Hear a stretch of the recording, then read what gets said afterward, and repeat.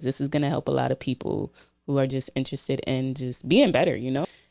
attracting that desired reality and manifestation. And how important is going through this process of rewiring neuroplasticity? How important is going through that process to attracting the reality you want? There is a lot of news or bad news, I would say, around. Yeah, you just keep focusing on saying to yourself what you want to be, and everything will be fine, right? Well, Right. it doesn't work that way. sorry to sorry to deliver this to you, right? Because if you don't believe in it, it will not work.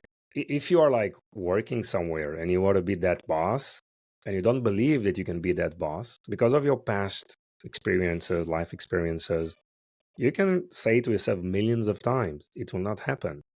So you need to work on this initial fundamental foundation, what prevents you from thinking that you can do. And through questioning, if this person, for example, seeks some help, you'll find out very, very fast that there's some kind of an internal story, some past experience, parents, Mm-hmm. whatever, that actually, prevents him from believing in himself that he can be that boss, right? Mind over matter is magic. I do magic. Don't you know now? Mind over matter is magic. I do magic. Don't you know now? Mind over matter is magic. I do magic. Don't you know you think about it? Mind over matter is magic. I do magic.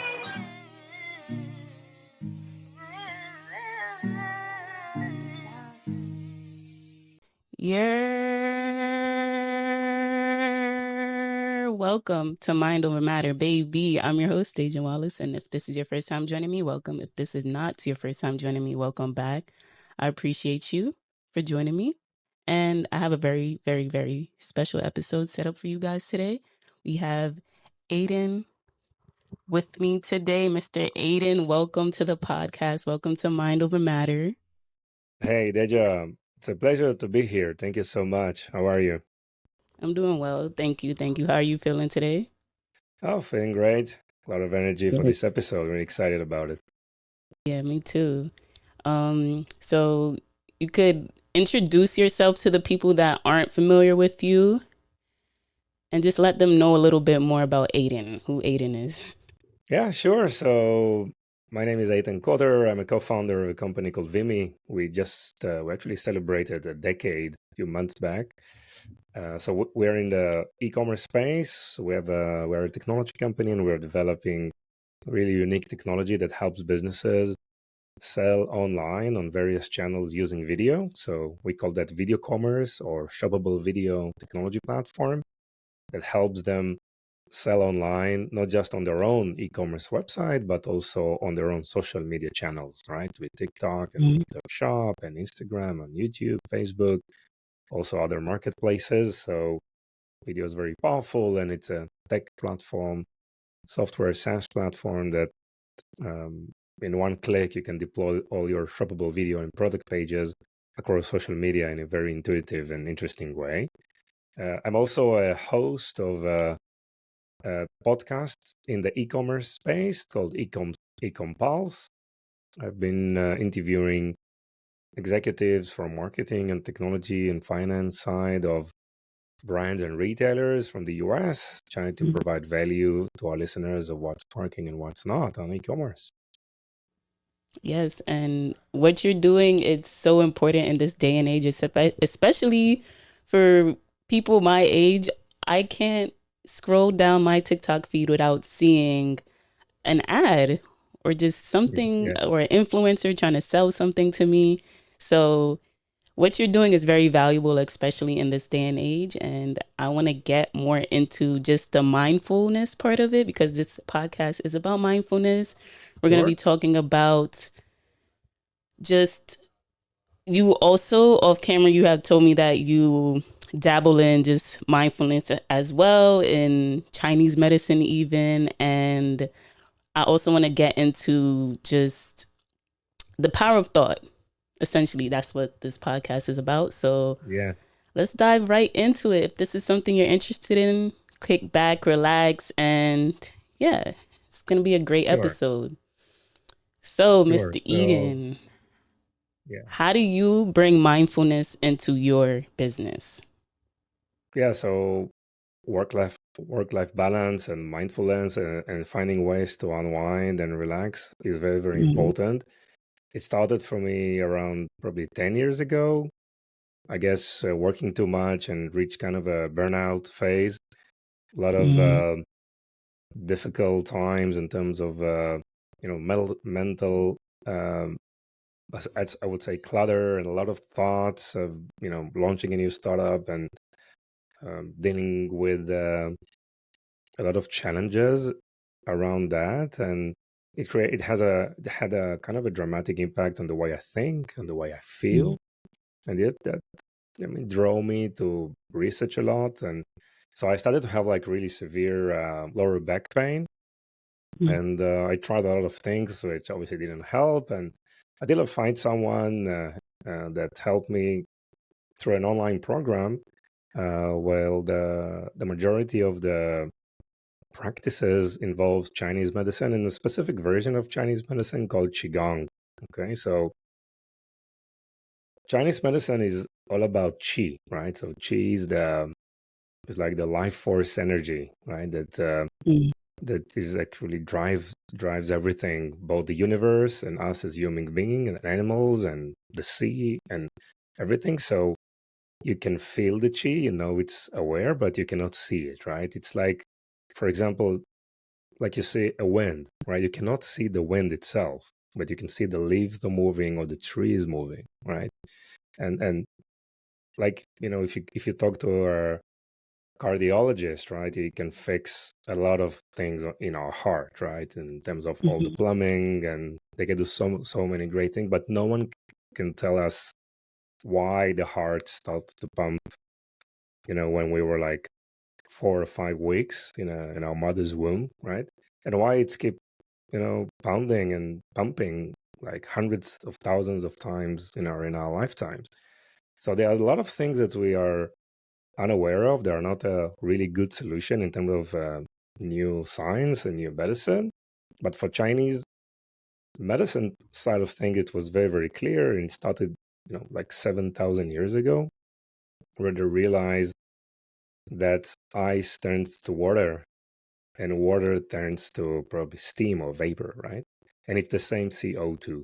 So we have our physical state, we have our emotional state, and we have a mental state, right? Mm-hmm. And it's called Jing, which is our physical body, the Qi, which is our emotional state. And we have a lot of emotions, positive and negative, and it's like a really big spectrum of emotion. And we have the Shen, which is our spirit, our mind, what we think. And all of these needs to work in balance. And Qigong is a special practice within Chinese medicine. Obviously, Chinese medicine is so many things, right? You have for example, the acupuncture. You have a lot of other practices like body massage and movement and others. The Qigong is a special version of Chinese medicine. Probably you heard about Tai Chi, right? Did you see people are Yeah, definitely heard moving with about you. nice movement in the park? So Tai Chi Yeah. is one version of Qigong. Qigong is a medical practice that works with the body, extending the meridians, which are like channels of energy inside our body, and each one of the body parts has a specific task, physical task, what it does, Mm-hmm. but it also has a spiritual task and emotional task in our lives. And each one of the organs has an extension of meridians that are just flowing inside our body. So the Qigong is an art of moving meditation. We move and we breathe by an aligning movement with breathing, and this creates some level of relaxation in our body, reducing the clutter in our head, balancing our emotion, and create a balance of the mind, body, and emotion. So that's the purpose of Qigong. The Mm-hmm. primary use case today for Qigong is transforming stress into vitality. Right? We know stress is like, even according to medical doctors out there, like 85% of the world problems these days are because of like the stress is the main Yes, for reason sure. any type of ailment and illness. So there is a way to take stress, even panic attacks and like really severe mental problems, and transforming them into positive energy, into vitality. So that's so I'm a certified Qigong teacher. I'm also studied a lot about the brain science. So I'm certified brain coach as well. So I combine variety of these practices into my daily routine, and also helping others as well. That's so interesting that you've mentioned that you transform the energy, you redirect the energy, and I think that's so important because another topic I wanted to talk about is rewiring your subconscious mind. So that's so important that in that practice, you said that you take the stress and you transform it into something else because energy never really dies. It's only just transferred. And I think it's very interesting how it's all interconnected and they use movement instead of like the conventional, sit down and just be aware of your thoughts. You actually use your physical body to transfer the energy back. And I've always seen videos of it, or, like movies of it being done, but the way you explained it was so spot on. How do you think someone can rewire their subconscious mind using those practices?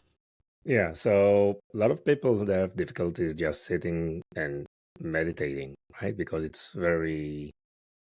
may be, if you're not practiced into it and there's no one guiding you, so it's quite difficult and probably not effective, okay? And you need to be in a certain state where you can start creating all these neural changes in your minds. And working with your mind, it's all about neuroplasticity or even neurogenesis, right? So the idea is that we have a like default circuitry in our mind, and every thought has an impact on our body, right? So if you think about things that we think or things that we feel, we will not find them in our body. If we do a surgery and trying to find fear, for example, will you find fear anywhere in your body? If we just open your entire body, will you find fear over there?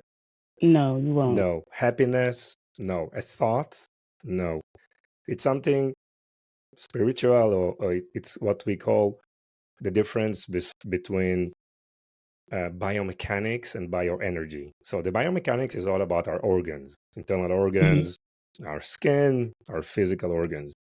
And bioenergy is all of the other things, right? The chi that we talked before, but also our thought and emotions. Now, our thought is eventually some kind of electricity in our mind, right? And by the way, this can be measured, right? We know that we have brain scans that can identify, feelings and thoughts in different locations in our brains. So a thought is some kind of an electrical movement, usually activating existing connections of neurons, okay, or creating new neural paths, okay, in our brain. And a thought has an direct impact on the physical body. Any thought, positive or negative, okay? It's like maybe a tingling or that you feel, but most of them we don't feel. So when we are stressed, like the default scenario is that we're going to contract something in our body, right? And we can have millions of reasons to get stressed, right? Stress is not something that God provided. It's something that we are perceiving as stress. I can be stressful from a certain topic that it doesn't stress you at all, right? And vice versa. So I'm stressed because of something. This immediately creates some kind of a contraction or a physical impact on our body, usually in our internal organs, something that we don't feel if we don't learn how to pay attention to it. Okay, so in Qigong and in the practice of relax in the face of stress, we learn to identify the stressful event, learn to move and to breathe, and to think in a certain way that creates new wiring in our thoughts, which we will explain shortly, but mainly relaxes our body. So there is a connection. So you can think about like three main circles, like spheres of emotion, physical body, and mind. Okay. There are like three circles that are like touching one another. One is influencing the other. We can have an influence on our body through our thoughts, but we can influence our thoughts through moving our bodies. Okay. And also balancing emotions through movement. And the impact is really, really powerful. Just 20 or 30 minutes of just doing this practice makes your body really calm and relaxed. Emotions are much more regulated. So in terms of emotion, we can be very, very happy. If we're like happy all day long, this is too extreme. It's not good at all. Okay. Like if we are too angry or we are too afraid all day, this is obviously not good at all. So You said when too you have like happy is not good, you said? no, everything needs to be balanced, right? Okay. Because if we be happy, we need to feel also that we are sometimes afraid or sad. We know You need to have something to compare it to. something to compare it to, right? And if one of those emotions is out of balance or is just taking over our life, again, positive or negative, and usually emotions are not negative or positive. These are just feelings that we have, right? If one of them is too extreme and we most use it through the day, it's not good as well. So we need to have, in terms of emotions, we are aiming for balance. Right. Balance of emotions, those that we perceive as positive and those that we perceive as negative. Okay. That's on the emotion line. In terms of the thought, what we want to reduce the clutter. What does it mean? A lot of people are probably sad or depressed, and this is usually because of things that happened to us in the past. Okay. Whether we have a trauma, or it doesn't have to be a trauma by the academic definition of a trauma, right? It can be something that we think that happened, a situation with ourselves, maybe a situation with someone else, some kind of a social event that might happen, and when we think about it, we feel sad or even depressed, and it's about something that happened in the past. Okay. The other thing that we are thinking too much is about things that might happen to us in the future.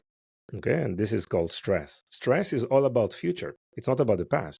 Stress is about things that might happen to us in the future that we think might happen to us, and it causes us stress. Okay, and thinking about the future is something that it's a natural behavior for us as human sapiens, right? Because we need to run away, and we need to learn how to run away from the tigers, and we need all the fight or flight mechanism, right? The parasympathetic state and the sympathetic state. But the idea is that thinking about the future create a lot of stress, and we have media, right, just all over us. We have politicians, doesn't matter from which party, bombarding us with a lot of scary thoughts and stories. It's also both comes from politics, people with money, okay, who want to create, and people who control the media, right? So all their purposes is to create fear in our thoughts, right? So we can be less creative, less open for individual thinking, and probably inventing something new, which is counter their interest, right? Whether it's on the political side, the economy side, or the media side. So there is we are bombarded by a lot of negative news, right? Obviously, news is negative. It's not positive, right? So thinking about the future creates stress. We are bombarded with a lot of news, and those two combinations create a lot of clutter in our mind. And clutter means that we can think the same stressful thoughts hundreds of times per day in a loop. We are not aware of that, but if I ask you to count tomorrow, every time you're thinking about something negative, right, you will be shocked with the number. We just repeat it on and on and on and on, right? And we learn that it doesn't have to be that way. We control what we want to think about, and we need to stop blaming ourselves or stop, getting stuck, or probably understand that we need to get help to get rid of sad events from the past that we perceive as sad and cause us some kind of a depression. We need to learn that we need to stop, watch the news or doing those things that impact us negatively and causing us to think about the future equals stress. And we need to just move those past and future away and just concentrate on here and now. When you concentrate on here and now, you are much more relaxed. You've been very, very creative, and courage. Courage is very important for creativity. And all of these things that I just shared with you has an immediate impact on our immune system, on our cardiovascular system, or any type of internal mechanism. And we know that all the medicine out there in the world, the purpose of the medicine is to help us probably reduce pain or accelerate some kind of positive or negative effect in our body. But whoever is healing us is the body, right? That's the chi. Okay, so we want to put ourselves in a state of balance, right? Think about energy that is flowing in our body. And those energies are like rivers. So, and if there is one of the rivers is like blocked, right, with stones or with rocks, there is no water for the near village, and that village will dry and die. Think about this village as our organs. Okay, so we need a clear path. The chi needs to flow. It needs to flow. It flows in like spirals and circles. And whoever just is blocking them is us through our thoughts. That has a major impact on our physical body, because when we are stressed, we contract. And each one contracts. We can contract our kidneys, our hearts, our stomach, internal organs, maybe our head, and then we have migraines. So we do that for ourselves. So we just need to bring all of this into attention. And Qigong helps a lot for this practice of getting to a balanced state, which put our body in a very homeostasis, or very, very, very good status for healing, for growth, less of contracting. Think about a contracting stomach, right? Instead of being floated and nice, it's now being contracted.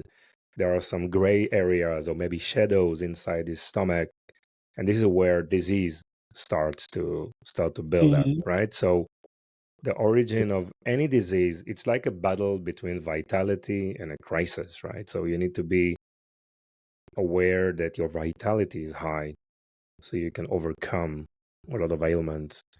And you do this through this balance of thoughts, emotional state, and physical body. So do you believe that like depression or anxiety attacks even, are these things just, are these states just because some people say it's inherited, right? Like depression is inherited, or you can't really control it. Do you believe you can control your depressive states through your thoughts? 100%. 100% you can, but you cannot heal someone who doesn't want to be healed. That's like very, very important. If someone wants to get healed and has some kind of a positive, even a small light, right, can make a huge difference, then we have someone whom we can work with. Okay. And we know today we know for many years about genetics, right? But today we know about epigenetics, which is how do we impact the genetics. So we know that genetics is thing that we inherited, by the way, not just genetically or through our chemistry and the way we operate, but through the experiences that we had in our life through our family and parents, right? For example, our fathers or our mothers impact us a lot, and we behave exactly like them, right? I take only this example. Is it a must? It will always be like that. Can it be changed? Of course, 100%. And at the end of the day, and I want to repeat itself, some kind of a disease or some kind of an ailment is always a fight between a crisis and vitality. So, I saw people that are like, they worked all their lives and then they retired. And 3 months later, they get some kind of a disease, right? And that disease is caused by an internal trauma that they have 40 years back. Now, when they woke up every morning, the vitality was in a very, very high state. The vitality was higher on this seesaw, right? The vitality was higher than the crisis. But when they retired, then the crisis become higher than the vitality and they got their disease, right? So everything can be, I believe that if there is a will by the patients or by someone to get better, there are a lot of tools out there that can help. 100%, yes. And some of those traumas are like minor ones that you can practice and find ways, and probably want to talk about that. But some of them are more severe that requires professional help. But definitely those have dramatic impact on our well-being, on our physical state, and building a foundation for ailments. So this is definitely something that we can work on a lot. Yeah. So I want to lean back into epigenetics. That's been a topic that has interested me a lot recently. Explain what epigenetics is for people who don't understand what that is. Yeah, so epigenetic is your way to influence what people perceive, right, as genetics, right, which is probably a combination of your genes, your chemical state. We are like a huge pharmacy, right? This mind is the world's largest pharmacy, right? If you're now hugging someone, if we just meet and get a hug, there is like oxytocin that is just spreading all over from our brain into our body. We feel this warmth. We feel very, very good, right? Think about it. When you give a hug to a loved one, right? That's oxytocin. That the brain decides to, right? And when we are happy and we are full of energy, then those dopamines probably, right? And when we are stressed, then it's the cortisol and the adrenaline that is pumping up into our body. By the way, preventing us from healing and digesting and get well, because cortisol and adrenaline just pushing our muscle for strength, just for running, fight or flight. There is no place for internal processing, for healing, for digesting, for relaxing. So all this chemistry in our head is something that you can influence. How you can influence? By few things. First, quality of life. For example, sleep.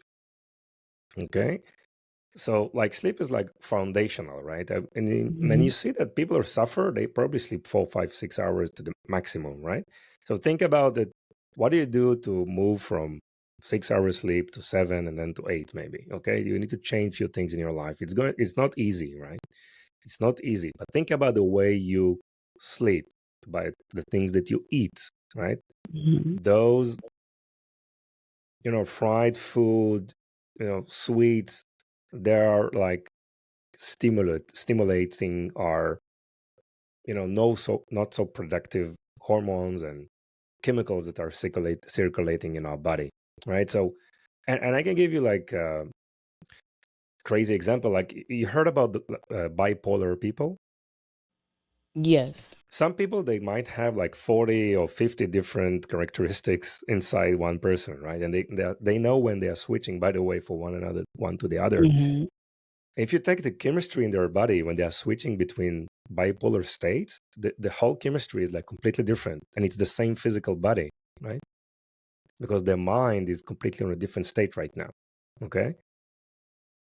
So are they going through personalities as they sleep, or? No, they're changing personality even during the day. So I can speak to you right now, and in the next second, I'm different personality, but I'm the same Right. the Yeah. same person. And if you take blood levels, right, and Mm-hmm. you calculate, you'll find different results, Oh, like wow. 1 minute after. Wow. Okay, Mm-hmm. because this brain is like the world's largest pharmacy. Okay, and it's Right. all about what is your mental state right now. Mm-hmm. Are you relaxed right now? You're not thinking about the past or about the future. You're happy right now. That's create a chemistry in your body, and that chemistry, is it positive? Is it negative? Forget that what type of chemistry. We can all feel it in our body, right? If we pay attention, if we look inwards, what do we feel right now? Okay. And Qigong and Chinese medicine teach us that not only to feel physically if we have some pain in some kind of an area. Are we digesting okay? Do we have any headaches or the back? Mm-hmm. These are like the physical stuff, right? And by the way, each one of the organs has a source of ailments, which is the physical state is the result of all these issues that we talk, right? Mm-hmm. So we can think about or feel what do we feel physically in various organs in our body, but can we feel energetically? What do we feel? Do we feel the flow, the chi is moving, or we feel stuck? Okay, and Qigong teaches us to, through practice, to reach this level of understanding as well. Mm-hmm. Okay, and yeah. So Chinese medicine and the standard just American medicine. I know that in the culture I grew up in, when people are experiencing certain things going on with their mental health, it's very likely that they're going to be recommended that they try something outside of themselves to try to cure whatever they're going through. And it's interesting that you said that your mind is a pharmacy, because we have these chemicals released every second to really Exactly. just communicate with our body. So it's interesting that you have that perspective. How do you feel about the quick fix that American medicine promotes, where you are just suggested to try this drug or try that drug? And how do you feel about that? So both of them coexist, right? I mean, Okay. Western medicine is very good for trauma, for example, right? If you're now, hit by a car, you don't start Qigong, right? You have to go to Right. Yeah. emergency, right? They need to fix you, go to surgery. That's like trauma, like immediate response, which is very, very powerful. Okay. If you need to fix a physical problem in your heart or your kidneys or your stomach, again, these are like the results of years of damage that we do to ourselves, right? Mm-hmm. So this will be done very, very well if it's reached like an extreme state that it must be opened and fixed. Okay. And by the way, the Western medicine is also very good in those individual organs, right? So you Mm-hmm. start and you get practice in one organ. This is what the doctor is doing for their life. So you have like cardio. So someone is dealing with your heart. Someone is dealing with the, with your spine or with your Mm-hmm. kidneys or with your skin or with your head, right? So there is like, this is the only thing that they do, right? Yeah. While the Chinese medicine is like has a completely different approach. It's like a holistic approach about balancing all your organs into one holistic system, right? Mm-hmm. By the way, this is something that is really in early stages of exploration in Western medicine. I mean, okay, so you have your heart, it's communicating with your lungs. What are the, how do you look at it as an entity, right? So no one is, I mean, because it's going to all these verticals, that's the way it's being evolved, right? And today, if you go to medicine, like on the first year, you will start, um, the studies will be all about medicine, okay? And that's probably a new topic completely, how the medicine companies just took over Western medicine, right? Mm-hmm. Oh, so of course there is a business here that needs to be discussed, right? So the business Mm-hmm. of supplements and pills and a lot of these things that are just probably doing things on the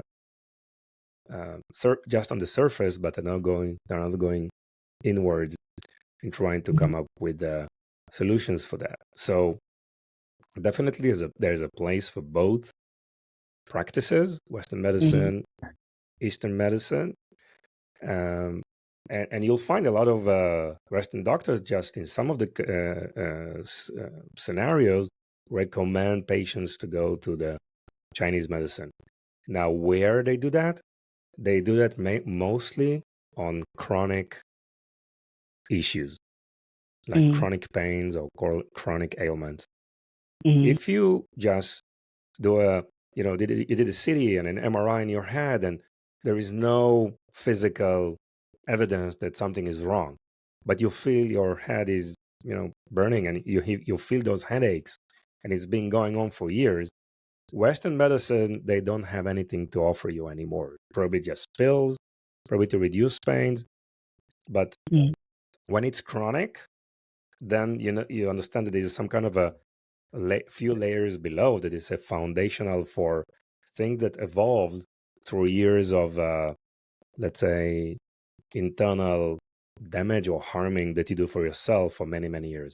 If you work too hard and you reach a burnout, you will face some physical or mental or emotional problem. That's clear, right? But it took years for you to create that damage over the years. Most of the cases unknowingly, that you think that you are very powerful and you can sustain, but the body is giving you signals along the way that you need to stop. Okay, and it can be millions of other scenarios, right? It eventually impact what your lifestyle and what do you feel about your spouse or about your friends. And these are things that you are keep repeating to yourself, and this repetition has an impact on the physical behavior of a specific organ. Okay, and then you go to your doctor and you ask for some help. Okay, but that's very far in the process after years of this damage. It's too much, but it is after years of impacting in a very negative way the way your body operates. I know you say that it's a quick fix in both ways, but I think that it's always going to be more detrimental when you don't allow your body the capacity to grow through those tough times. Of course, there's like chronic illnesses and things of that nature that you would need these pills, or like it will be more ideal for you to take these pills. But I think that like on the minor scale, a lot of the times these medications can cripple you from even developing certain things that you have to go through, that your brain needs to go through to develop that mental fortitude. So I think it's way more costly sometimes when it comes to just, fixing something with pills in the long term.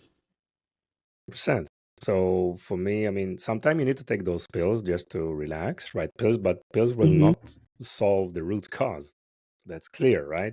I hope it's clear for all our listeners that none of the pills out there just fixing the root cause. They're helping in any certain way. They are probably reducing pain, but they are not fixing anything internally, right? So like, no one was able to reduce the time that probably we get cold, right? And our body needs to recover, right? The body fixes itself. No one else fixes, right? And all these external medication or things that doctors do to us, they're just for ease or for reducing pains. And you asked before, and I'm not sure I give you the full answer about how we impact our thoughts. And there are two important issues that now it's very, very known for scientists, and it's about neuroplasticity and neurogenesis, right? So neuroplasticity is our way to create new neural pathways in our mind that is really changing the way our body has been structured and the chemistry that is moving in our body, right? And this is done primarily by thoughts, affirmations, Qigong, movement, changing of lifestyle, right? If we change what we eat and the way we sleep and what we tell ourselves during the day, and if we stop listening to news for 30 days, this will change our mind, okay? And Yeah. if we think about the past and we have like a negative thought that is immediately influence our body, we can feel it in our body. If, for example, we had a process that after a certain point of time, when we think about the past, we don't have these negative thoughts, or we think about these negative thoughts, but we learn how to not create a major issue about these thoughts, like no big deal type of thing, right? So people that have, for example, headaches or tinnitus or back pains, and this creates huge impact on the way they think, they feel, and the quality of life. Okay, like it's the default state. So think about a situation where you think about something that usually creates a lot of pains in you, but you look at it in a not big deal type of attitude. Okay, you look at it from a distance on this negative thought, like an observer, like a flight coordinator. Okay, you look at it from above, from a distance, but it's not getting into you. It's not, you don't been overwhelmed by it. Okay, it doesn't cause you any negative thoughts or emotional problems. It's just a thought that comes and go. Okay, there are ways to train yourself to think that way, to think about learning to detach yourself from something that is impact you negatively for many, many years. Okay, and there are ways to do that through practice, and then those thoughts are not creating any impact on your mentally, physically, and emotionally. You are look at them from a distance, like an observer. There is no emotional or physical impact on your body. This is a process of neuroplasticity, of rewiring your default state of thoughts and the way they impact your body. So we're thinking about something, okay, and now we are thinking about it of the same topic in a completely different way, because this is rewiring. If we're afraid of something, let's say afraid of flight, or afraid of something that we know that our friends are not afraid of, okay, so for any human being, it's an area where I'm really, really afraid of, and my friends, they don't care about it. They're not afraid of, let's say, flights. Okay, you are wired. Your default state of wiring in your mind, and as we said, thoughts are electricity, rewiring of two neurons. Okay, and if your default state of these neurons is to just cripple you and go into panic mode, then this is your default state. You need to understand that. Through practice, you can change that. And we saw a lot of people that are now not afraid of flights. It's something that can happen in life, correct? Now, when you moved and finalized this transition, then you rewired your brain neurons, and you actually created this neuroplasticity. Okay. By the way, neuroplasticity is something that you can do until the last day of your life. Scientists thought this is something you can do probably until your 20s, but now obviously they know that you can do something all the way throughout our entire life. The effectiveness and I would say the ease of doing that is reducing over the years, but it's a muscle that we can practice throughout our entire life. So this is about neuroplasticity. And how do we change? We change through repetition of the new target, or what do we want to feel at the end, right? So if we are afraid, okay, instead of just repeating the words, those negative words, I'm afraid of this, I'm afraid of that, let's start speaking and think and talk and even write. So I recommend a lot of therapeutic writing, right? Which when you write, it helps a lot embedding all those new thoughts into your mind, and just describing what do you want to feel on your new state, okay, on that state that you want to achieve.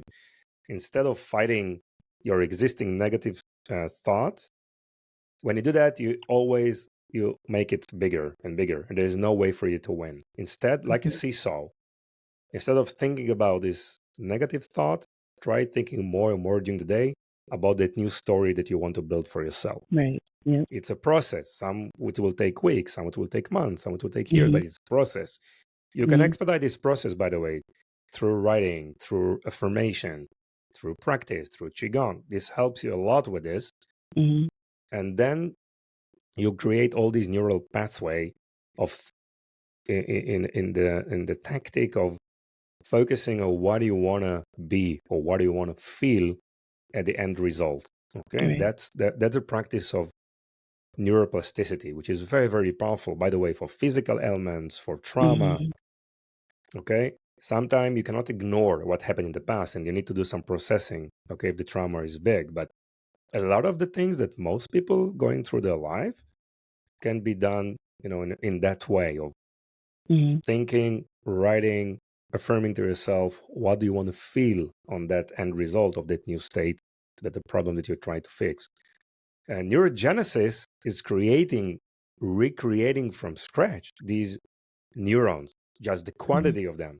Okay, so we know that, and this is probably the latest in terms of brain science, is not just we can create new neural pathways of ways we want to think, again, having huge impact on our physical state, our emotional state, our mental state. Also, we can create new neurons in our mind, in our brain. It's a physical thing. And how do we do that? By mostly by changing quality or the way we live, hours of sleep, for example, things that we eat. Okay, focusing a lot on omega-3, fish, olive oil, this type of more healthy food. Things that we like to do, right?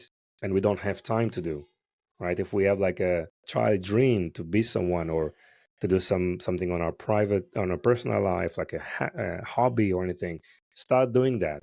If you want to get rid of people that are harming us, okay, and we don't do that, it can be family members, co-workers, just get rid of them. This changes a lot in your well-being.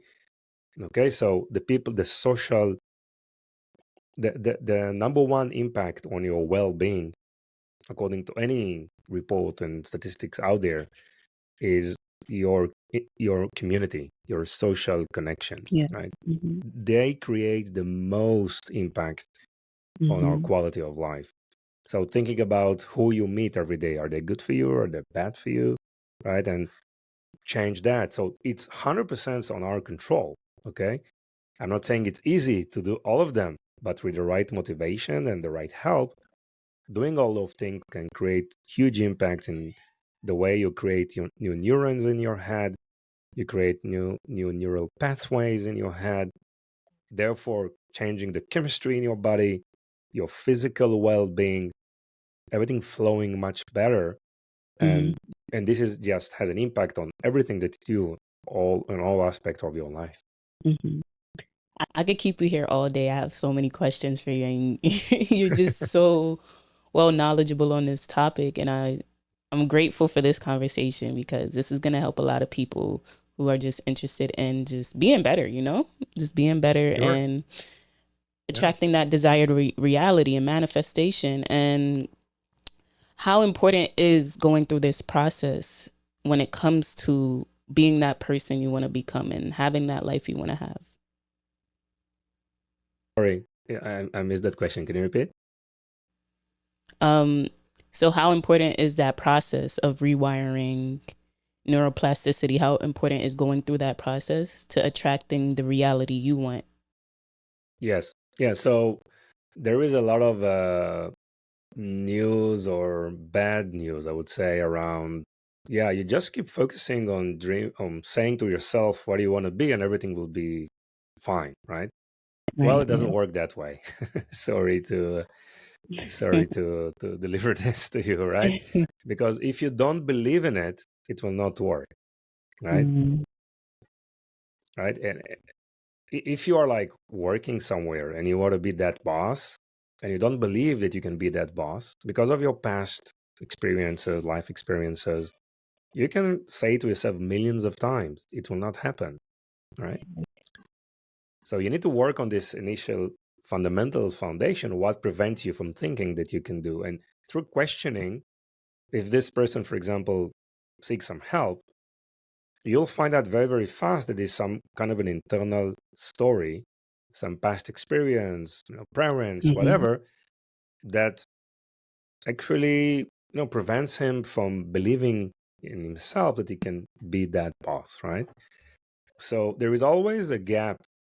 It's very difficult for us to find those gaps, right? But if you think about it on your own, you say, okay, I want to achieve that, but I'm still not there. What prevents me from achieving this? Is something that is related to me? I am the problem. The limitation is on my side because of this and this and this. So we need to do some research internally. Okay. By the way, the best way you can do that, just start a journal.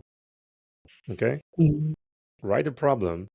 Okay. And try to solve this problem just throwing out ideas on paper. You'll be amazed what happens in this process. Okay. Because when you write things, it's like you have the best, psychologist right in front of you, right? You are the best psychologist of yourself than anyone in the world. Okay. So you just write things and you just try to answer that for yourself, and you will identify those gaps, right? And you'll find why you're so stuck or limited, and you feel that there are problems there. But yeah, I mean, you need to find for yourself first and resolve that problem, right? And try to clarify and open this black box, right? What's preventing you from taking that next steps? And then obviously we know there is no limitations in the world, right? Because we see what people can achieve all over, like every day. It's like unbelievable, right? There is no difference between anyone. Yeah, I mean, and it's not related to education. It's not related to, people started from nowhere and achieved crazy things, right? Amazing things because of self-belief, tenacity. They couldn't accept no as an answer. They had this internal motivation to do things, and they were not afraid of breaking things and fail. And they knew that they have this internal power to overcome everything. And they knew that the only way to fail is probably just by giving up, right? So there's no way to give up. So that toughness and mentality, I think it's very, very important, right? And obviously for business and for anything in life. But can you work on yourself? Can you create a process that of improvement, of creating a better state for your work-life balance, for example, or for your relationships? 100%. 100%. Of course, anyone can do that. Anyone. And I want to finish you off with this. I always ask my guests this. What's the first thing you think of when you hear mind over matter? Yeah, for me, it's very powerful statement, right? And as we discussed throughout this whole episode, anything we think has immediate impact on our body, right? Mind is a very powerful organ that we have. I think it's like 6% of our body weight, but it consumes 25% of our blood and energy, right? So this is where everything starts and finished. And you need to put your mind in a state of here and now, because most of the time we just spend too much time on the future or on the past. So future is all about stress. The past is about sadness and depression. So we don't want to be in the past, stuck in the past, and we don't want to be afraid of the future, of imaginary stories we have in our head that cause us stress. Just focus on here and now. Create a state of balance. Think about your emotion. Something is more too extreme, maybe, or needs to be balanced. Okay, and think about your physical state. Try to find a few minutes during the day where you concentrate inward on yourself. Do kind of a body scan, right? Think about what you feel right now, where do you are contracting, what's stressful. Just be an observer, right? Mind over matter is a all about being detaching yourself from stress and pain. So think about what's happening right now in terms of your thought process, of your emotional state, of your physical state, but look at it from remote. Detach yourself from those events. Look at it from a distance, like an observer. And you'll be amazed. This is a very, very powerful tactic to just put things into perspective and just identify the gaps and just write those gaps and know what you need to work on. Everything is achievable. So that's for me is mind over matter. I mean, if your mind is in a good state, the matter is in utmost performance. It's like uh, um, it's the issue of like biomechanics and bioenergy, right? So biomechanics is a physical state, and bioenergy is all the rest, right? The chi, the energy that moves within us, the thoughts, our emotions. These are the things that we cannot see, we cannot touch them, but we can definitely feel them. Thank you so much, Eitan. Your time here was well spent because I think a lot of people are going to find value from this episode. And I really appreciate you for sharing your knowledge today. And anything else you want to just get out there about this topic and you have on your chest that you just want to get out there? Yeah, I mean, just spend some time, observing yourself, throughout the day, maybe just a few seconds or even a few minutes, because our body is telling us, providing us signals all the time. Okay, so our body, our mind, our thoughts, our emotion, everything that we own, right, and possess internally in terms of our physical state, our emotional state, our mental state, it's operating like a team. Think about it that we are just one team working together for the benefits of everything, right? Ourselves, society, the universe. And look inwards, trying to think about those things. What do you feel? What are you thinking of? Okay, what is the current state that you are? And try to work with those emotions, with those thoughts positively. Again, as a team, balancing thoughts, emotions, and relaxing your body. That's something that anyone can do, and can definitely can start creating a positive process in everyone's lives. All right. Thank you so much, Eitan. I appreciate it. Thank you, Tegan. So if you found value in this episode and you reached the end, congratulations. I know that you are just one step closer to just loving yourself. This episode was very therapeutic for me personally. So I'm grateful for this conversation and thank you for your time, Eitan. And yeah, if you reach the end of another episode, make sure that you tell a friend and tell a friend that it's mind over matter, baby.